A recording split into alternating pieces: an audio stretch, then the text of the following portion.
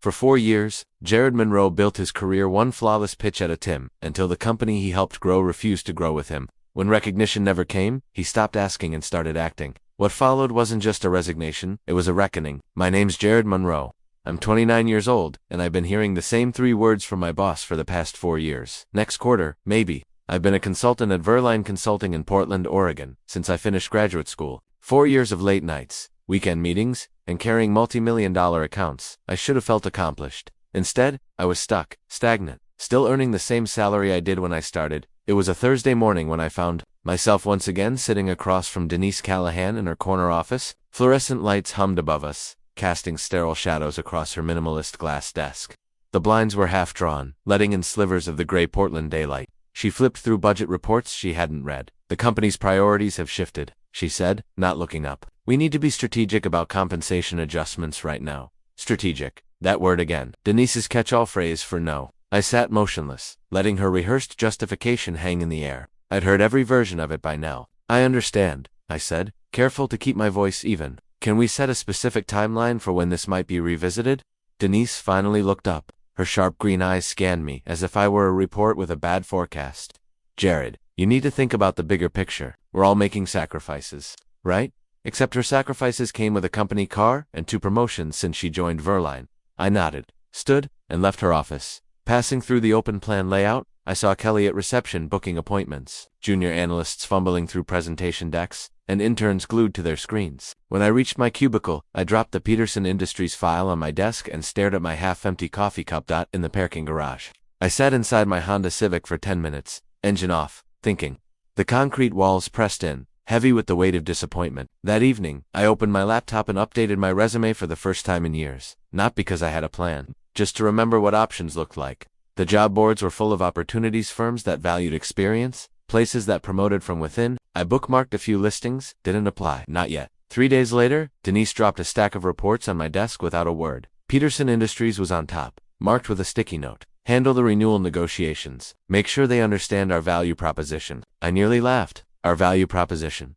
I picked up the phone to call Peterson's procurement officer, but paused. For the first time in 4 years, I wondered what would happen if I just stopped caring about Denise Callahan's approval. I joined Verline when it still had a soul. Harrison Verline, the founder, interviewed me personally to hours, discussing market analysis, competitive landscapes, and client trust. You've got instincts, he told me. That's harder to teach than formulas. 6 months later, Harrison sold the company to a private equity firm and retired to a ranch in Montana. That's when Denise came in, imported from a rival firm to modernize operations. Her first meeting, a speech about right-sizing the organization and optimizing human capital. Translation: people were no longer people. We were line items.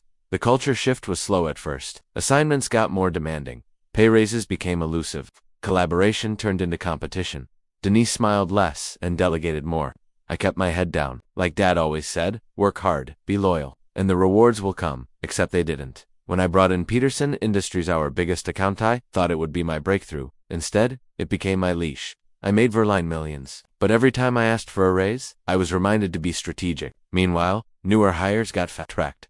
Denise called it developing the team. I called it what it was: replacing expensive talent with cheap labor. Last month, I'd overheard her on a call talking about legacy employees who resisted change. She didn't say my name, but the shoe fit. Peterson Industries' renewal was worth $4 million over 2 years. I knew if I closed it, Denise would get another bonus. I'd get maybe a $50 gift card to the cafe. I was sitting at my desk, reviewing notes for the pitch, when my phone buzzed. Unknown number. Jared Monroe. Yes, this is Marcus Weller from Northglen Analytics. Tyler Mitchell mentioned you might be a good fit for our strategic consulting team. My heart kicked. Marcus Weller was a name in Portland's consulting circles. Respected, sharp, fair. Tyler, my old college roommate, worked at Northglen. I've been following your work with Peterson Industries, Marcus continued. Impressive retention numbers. We're expanding and could use someone with your skill set. I looked up. Denise was pacing in the glass conference room. The copier behind her jammed again, its flashing red light ignored by everyone. I'd be interested in learning more, I said, voice low. Great. Thursday at 2 p.m. Absolutely. When we hung up, I didn't feel nervous. I felt awake. Like I'd just remembered who I used to be. Thursday came. I told Kelly I had a doctor's appointment. Technically true. My career needed resuscitation. Northglen's office was sleek. Glasswood light. A real coffee machine. Not the vending swill Verline called artisan. Marcus greeted me in the lobby himself. No HR barrier. The interview was the first real conversation I'd had in years. He asked about my approach to strategy, client retention, and market trends. He listened. The role comes with a 30% salary increase, he said finally. Performance bonuses, too, based on real metrics, not quarterly fluff. I left North Glen with a spring in my step. The gray buildings of Erline looked even duller when I returned. But I was no longer trapped. The only question left was whether I dared to act on what I now knew. I was worth more than this. Monday arrived with typical Portland drizzle. I'd spent the weekend calculating and recalculating, running through every scenario, playing conversations in my head. But in the end, it came down to one decision. I had to ask when last time if Verline was willing to value me the way I deserved. Denise was already in her office at 8 a.m., coffee in hand, brows furrowed as if the emails were personally insulting her. I knocked on her doorframe. "What can I do for you, Jared?" she asked without looking up. "I'd like to schedule a meeting to discuss my compensation package. It's been over a year since my last review." She sighed loudly and set her coffee down. "We've discussed this. The budget situation hasn't changed." "Actually," I said, "I've been researching current market rates for senior consultants in Portland. I'm currently earning 23% below the industry average for someone with my experience and performance metrics." Her eyes finally lifted, sharp and calculating. "Market rates are inflated," she said. "Firms are overpaying to attract talent, but it's not sustainable. We prioritize long-term stability over hype." "Long-term stability doesn't pay off student loans," I replied. "I'm asking for fair compensation based on contribution, not hype." "I'll be honest with you," she said, standing. "This company has invested heavily in your development, mentorship, training, opportunities. The return on that investment comes through continued service." "I appreciate that," I said carefully, "but development doesn't cover rent. I need a clear path forward, a timeline, goals, real numbers."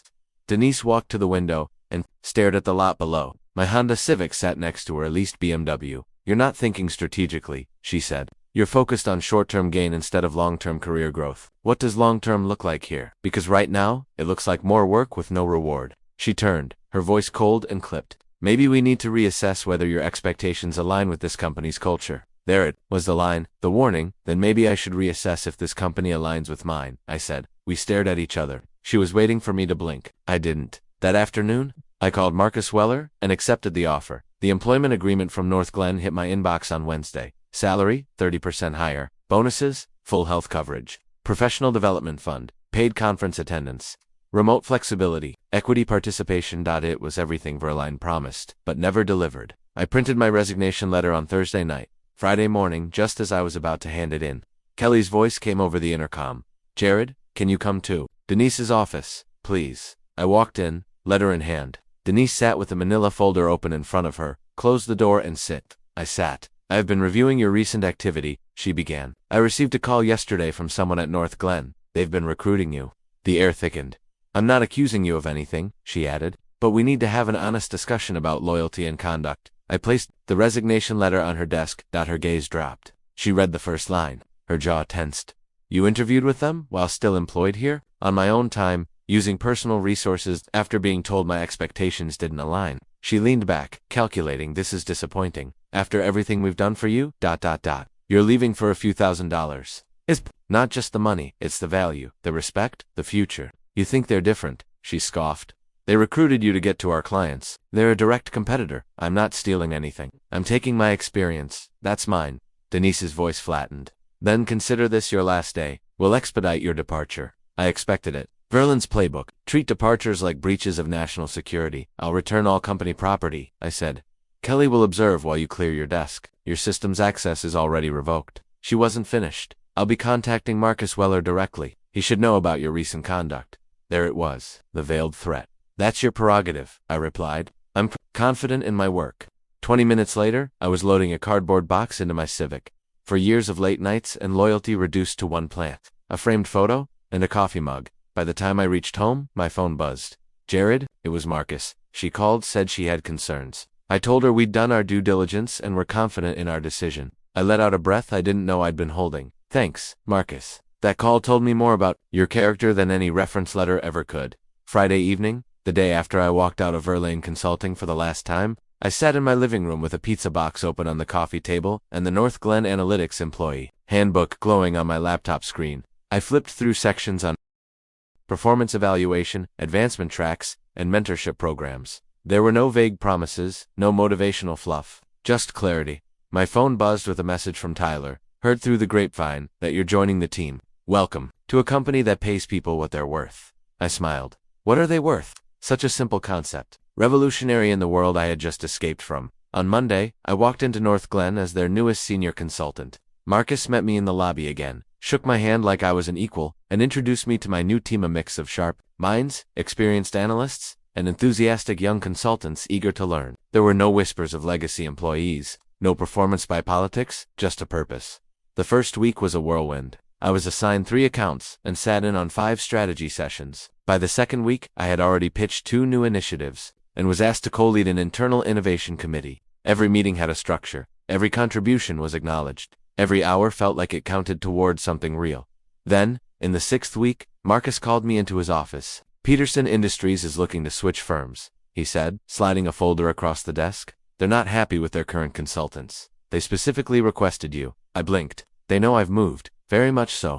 Their CEO, Robert Denning, reached out personally. He said, service quality has dropped since you left. Missed deadlines. Lack of insight. He asked if we'd be willing to submit a proposal. I opened the folder. Emails between Denning and Verlin's junior staff. Muddled communication, delayed deliverables, apologies piling up like unpaid invoices.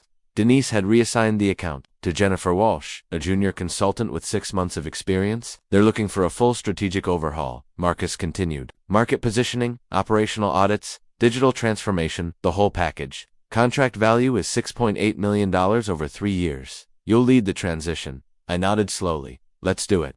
The next 2 weeks were relentless. I worked late drafting the proposal, compiling competitive research, outlining a 3-phase roadmap, and preparing contingencies. Tyler helped with the analytics. Our design team put together an executive presentation that looked like it had been carved from glass.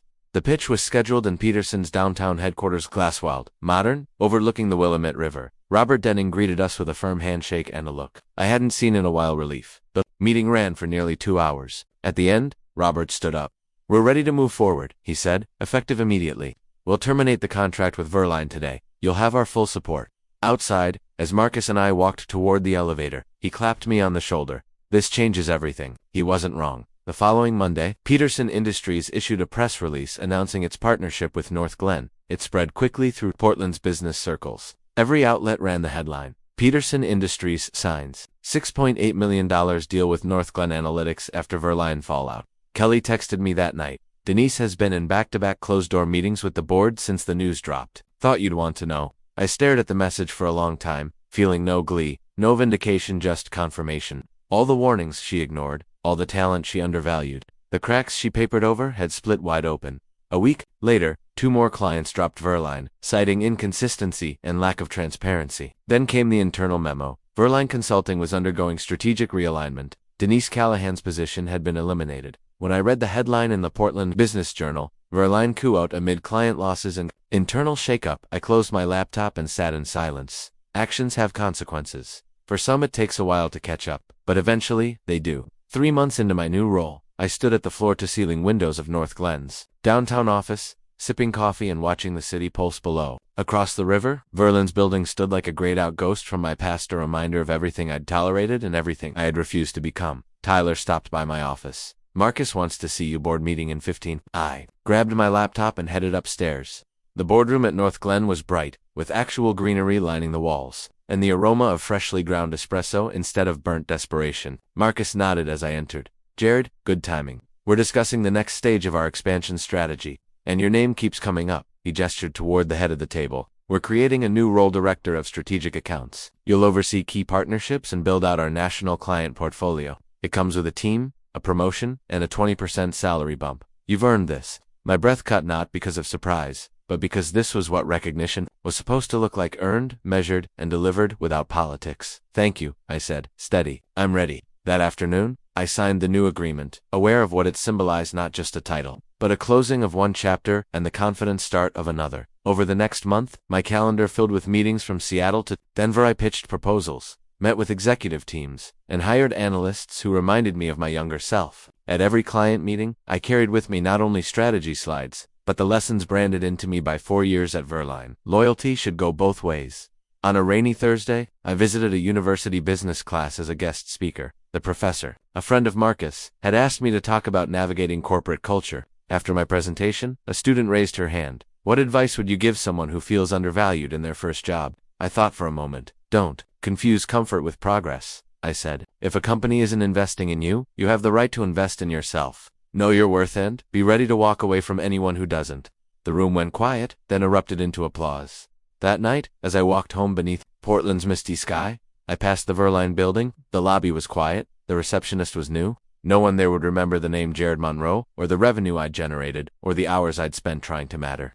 And that was fine. I mattered here, at North Glen. To clients who trusted my voice. To a company that backed my vision, and most importantly, to myself.